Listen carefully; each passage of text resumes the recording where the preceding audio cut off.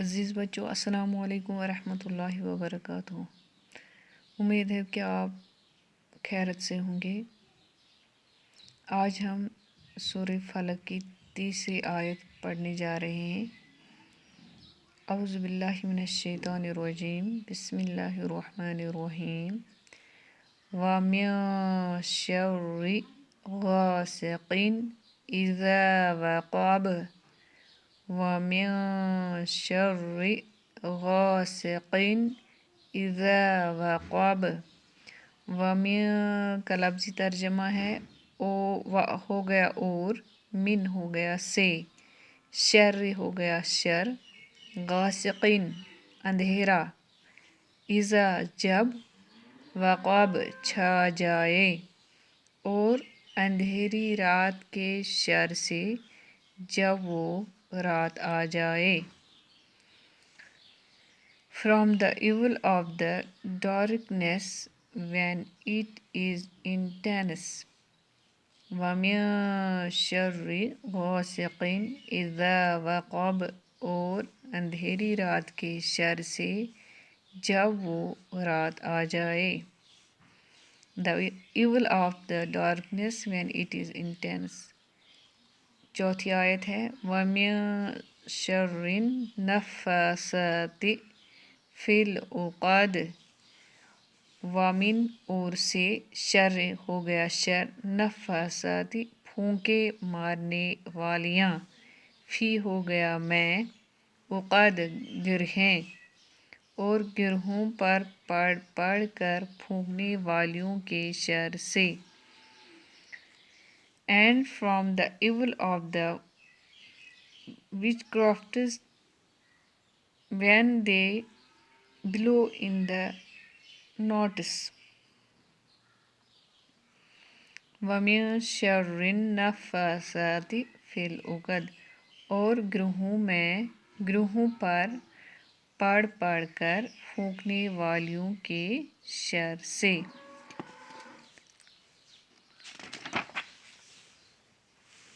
وَمِن شَرِّ حَاسِدٍ إِذَا حَسَدَ۔ وَمِن اور سے، شر شر، حاسد حسد کرنے والا، اذا جب، حسد وہ حسد کرے، حاسد کے شر سے جب وہ حسد کرنے لگے۔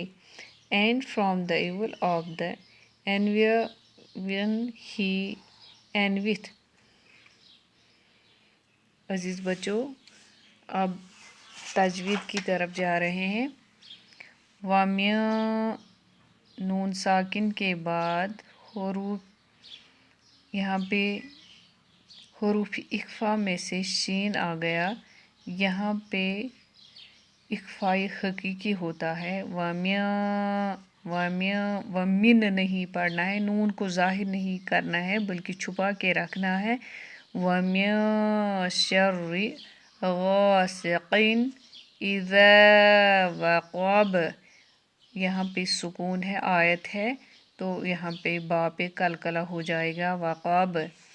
وَمِن شَرِّ نون ساکن کے بعد کیا گیا، شین، حروف اخفا۔ وَمِن شَرِّ النَّفَّاثَاتِ فِی العقد، دال پہ بھی قلقلہ ہو جائے گا کیونکہ یہاں پہ سکون ہو جائے گا، یہاں پہ آیت ہے اور یہاں پہ سکون ہو جائے گا، قلقلہ۔ وَمِن شَرِّ حَاسِدٍ إِذَا حَسَدَ، دال پہ قلقلہ ہو جائے گا کیونکہ یہاں پہ سکون ہے۔ عزیز بچوں، اب ہم اس کی تفسیر کی طرف آ رہے ہیں۔ اللہ تعالیٰ نے ان آیات مبارکہ میں ہمیں کیا سکھایا ہے، کن کن چیزوں سے اللہ سے پناہ لینی ہے، پناہ مانگنی ہے، جن کے شر سے پناہ لینے کی ہدایت فرمائی گئی، چنانچہ فرمایا گیا ہے وَمِن شَرِّ غَاسِقٍ إِذَا وَقَبَ، اور اندھیری رات کے شر سے جب وہ رات چھا جائے یعنی جب وہ رات آ جائے۔ غاسقین اندھیری رات کو کہتے ہیں۔ جب اندھیری رات اچھی طرح پھیل جاتی ہے تو اس کا شر بھی بڑھ جاتا ہے۔ پیارے بچوں، اس کا شر ہمیں معلوم ہی نہیں ہے، اب اللہ تعالیٰ ہمیں خود ہی سکھاتے ہیں۔ رات کے شر کا تصور ہر زمانے ہر مقام کے لحاظ سے الگ الگ ہو سکتا ہے، یعنی چور، ڈاکو، قاتل عموماً اندھیری رات ہی میں نکلتے ہیں۔ جنگلی جانور اور موذی درندے جیسے شیر، چیتا، تیندوا وغیرہ رات میں اکثر اذیت پہنچاتے ہیں، کیونکہ اللہ تعالیٰ دن کو آدھی مخلوقات کو چھوڑتا ہے اور رات کو آدھی مخلوقات۔ اسی طرح شیر وغیرہ، چیتا، یہ تو رات میں ہی انسان کو ایذا پہنچا سکتا ہے۔ جدید سائنسی تحقیقات کے مطابق متعدد بیماریوں کے کیڑے اندھیرے ہی میں پرورش پاتے ہیں اور آفتاب کی روشنی میں ہلاک ہو جاتے ہیں۔ پیارے بچوں، یہ اللہ تعالیٰ کو ہی معلوم ہے۔ اگر ہم سانپ کو لیں گے تو سانپ، بچھو، ان کے خطرات رات ہی میں بڑھ جاتے ہیں، اور تکلیف دہ کیڑوں مکوڑوں ہمیں تو پورا تجربہ ہے کہ مچھر بھی رات ہی میں ستانے لگتے ہیں۔ اس کا تجربہ تو قریب قریب ہر شخص کو ہے۔ پھر جنات و خبائث جن کا مادہ ظلماتی ہے اور نور سے جن کو نفرت ہے، روشنی سے ان کو نفرت ہے، وہ رات ہی میں نکلتے ہیں۔ اسی وجہ سے حدیث شریف میں بھی ارشاد ہوا ہے کہ جب رات آ جائے بچوں کو گھر سے باہر نہ نکلنے دو، اس واسطے کہ اس وقت شیطان کا لشکر پھیلتا ہے۔ جادوگروں کی قوت کا وقت بھی رات ہی ہے، یعنی ان کے جادو میں طاقت تو رات ہی میں ہوتا ہے، اس لیے کہ آفتاب کے قہر کے سبب سے ان کے عمل دن کو تاثیر کم کرتے ہیں۔ پھر اصحاب فسق و فجور کا گناہوں میں مشغول ہونے کا وقت بھی رات ہی ہے۔ الغرض رات کی ممکن شر انگیزوں سے پناہ جوئی بشری زندگی کا ایک اہم جز ہے، یعنی جو چیزیں انسان کو نقصان پہنچاتے ہیں اللہ تعالیٰ ہمیں خود ہی بتاتے ہیں کہ کون کون چیزیں آپ لوگوں کو نقصان پہنچائیں گے، ان سے پناہ لے لو۔ یہاں سورت میں 3 اہم چیزوں کے شر سے پناہ لینے کی ہدایت فرمائی گئی ہے۔ پہلی چیز ہے اندھیری رات جب کہ خوب پھیل جائے، جس کا بیان اوپر وَمِن شَرِّ غاسقٍ اذا وقب میں ہوا۔ دوسری چیز آگے فرمائی ہے وَمِن شَرِّ النفاثاتِ فِی العقد، اور گروہوں پر پڑھ پڑھ کے پھونکنے والوں کے شر سے۔ نفاثاتِ فی العقد سے وہ عورتیں یا وہ جماعتیں یا وہ نفوس مراد ہے جو ساحرانہ عمل کرنے کے وقت کسی طعنت یا رسی یا بال وغیرہ میں کچھ منتر وغیرہ پڑھ کر پھونک مار کر گروہ لگایا کرتے ہیں، یعنی گرہیں گو گنڈ۔ تم چھِ کُنہِ پنس یا مستہٕ والن گنڈ تراوان، گرہیں گو گنڈ تراوٕنۍ، پھۄکھ دِوان دِوان چھِ تِم گنڈ تراوان۔ ایسے جادو کرنے والے مرد اور جادو کرنے والی عورتوں کے شر سے بچنے کے لیے اللہ کی پناہ لینے کی ہدایت فرمائی گئی ہے۔ پیارے بچوں، ہمیں اس کا پورا پورا خیال رکھنا ہے، اور آپ کو میں عرض کرتی ہوں کہ آپ 2-3 قرآن پاک کا ترجمہ اور تفسیر اپنی اپنی جگہ پہ پڑھیے، اس کے بارے میں پورا علم جانیے۔ اور تیسری چیز جس کے شر سے پناہ مانگنے کی ہدایت فرمائی گئی ہے وہ ومن شر حاسد اذا حسد، اور حسد کرنے والے کے شر سے جب کہ وہ حسد کرنے لگے۔ حسد دل کی اس کیفیت کا نام ہے۔ حسد ہم اس چیز کو کہتے ہیں کہ ایک شخص دوسرے کے پاس اللہ کی کسی نعمت کو دیکھے، کسی چیز کو دیکھے، خوشحال دیکھے، کوئی اچھا سا چیز دیکھے تو اس کا دل جلنے لگے کہ یہ نعمت اس سے ضائع ہو جائے۔ وہ یہ سوچے کہ مجھے ہی یہ ہونا چاہیے، اس کو نہیں ہونا چاہیے، اور اس کے بدلے مجھے مل جائے، اور اس کے لیے وہ حیلے اور تدابیر عمل میں لائے۔ وہ یہ سوچے کہ میں کیسے اس کو حاصل کروں، اس کو کیسے میں یہ چھین لوں، اور یہ مجھے ہی ہونا چاہیے۔ اس لیے شریعت اسلامیہ میں حسد بالکل ناجائز کبیرہ گناہ ہے۔ ہاں، دوسرے کی نعمت دیکھ کر اپنے لیے بھی آرزو کرنا کہ مجھے بھی ایسی نعمت یا اس سے زائد عطا ہو جو فلاں کو عطا ہوئی ہے، تو یہ حسد میں داخل نہیں ہے۔ اس کو شریعت میں غبطہ کہتے ہیں۔ غبطہ جائز ہے۔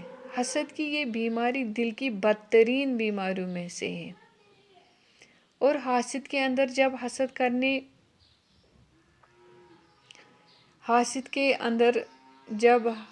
کرنے کی آگ بھڑکتی ہے تو وہ دوسرے کی بربادی کے لیے اپنی خرابی اور بربادی کا بھی پرواہ نہیں کرتا۔ اس لیے یہ شر بہت ہی بڑا شر ہے۔ یہ مرض حسد وہ جہاں سوز ہے کہ جس کی آگ میں پہلے حاسد خود جلتا ہے۔ پہلا گناہ جو آسمانوں کے اوپر ہوا ہے وہ ابلیس کا حسد ہی ہے۔ حضرت آدم علیہ السلام سے اس کو حسد تھا، جس کے نتیجے میں اپنے آپ کو بھی برباد ہوا، اور حضرت آدم علیہ السلام کو بھی بتلائے کہ میں آپ کے بندوں کو کیسے جھٹلاؤں گا، کیسے مصیبت میں ڈالوں گا، کہ ان کو کیسے میں ان کے دل میں یہ حسد کی بیماری میں کیسے چھوڑوں گا۔ اور زمین پر جو پہلا گناہ ہوا، حضرت آدم کی اولاد قابیل کا حسد اپنے بھائی حابیل سے تھا۔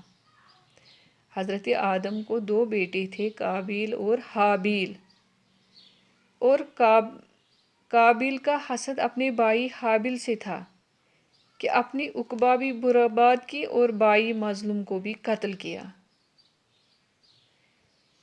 ومن شر حاسد اذا حسد کا مطلب یہ ہے کہ حاسد جب اپنی قلبی یعنی دل کی کیفیت کو ضبط نہ کر سکے اور اپنی عملی طور پر حسد کا اظہار کرنے لگے، اس کی بدی اور اس کے حسد کے شر سے اللہ کی پناہ مانگنی چاہیے، تاکہ وہ قادر مطلق اس کی تمام حسد کے شر سے محفوظ رکھے، اور اللہ ہی سے اس طرح فریاد کرے کہ جب اس نے ہمیں اپنی نعمتوں سے نوازا ہے، اللہ تعالیٰ نے جب اسی نے ہمیں اپنی نعمتیں بھیجی ہے، تو وہ ہمیں ان لوگوں کے شر سے بھی محفوظ رکھے جو اللہ کی دی ہوئی نعمتوں کو دیکھ کر جلتے ہیں۔ پیارے بچوں، آپ کو یہ سمجھ میں آ گیا؟ یعنی اللہ تعالیٰ نے ہی ہمیں نعمتیں دی، اور اللہ تعالیٰ کو ہی اب پتہ ہے کہ حسد کرنے والا کون ہے۔ اب اللہ تعالیٰ نے ہی ہمیں سکھایا ہے کہ حسد کرنے والے تو ہیں، اب مجھ سے مانگ لو۔ گویا کہ ہمیں اللہ سے ہی اب فریاد کرنی ہے کہ ہمیں پتہ ہی نہیں کہ ہمارے ساتھ حسد کرنے والا کون ہے، اور ہمیں اس کے شر سے، ان لوگوں کے شر سے محفوظ رکھے جو اللہ کی دی ہوئی نعمتوں کو دیکھ کر جلتے ہیں اور ہمیں نقصان پہنچانے کے در پہ ہوتے ہیں۔ اور اس آیت مبارکہ میں اس طرف بھی اشارہ ہے کہ خدا حسد کی صفت بد سے دل کو محفوظ رکھے، کہ یہ حسد دل میں پیدا نہ ہونے پائے، ورنہ پھر سعادت سے محرومی ہو جاتی ہے۔ یہود مدینے میں رہ کر بھی کے باوجود بھی حضور صلی اللہ علیہ وسلم کو نبی برحق سمجھتے تھے، مگر حسد کی آگ میں جل مرے اور سعادت سے محروم رہ گئے۔ پیارے بچوں، ہمیں اللہ تعالیٰ سے اس کے لیے پناہ مانگنی ہے کہ ہمیں ہمیشہ حاسد کے شر سے بچائے رکھنا۔ آمین۔ السلام علیکم ورحمۃ اللہ وبرکاتہ۔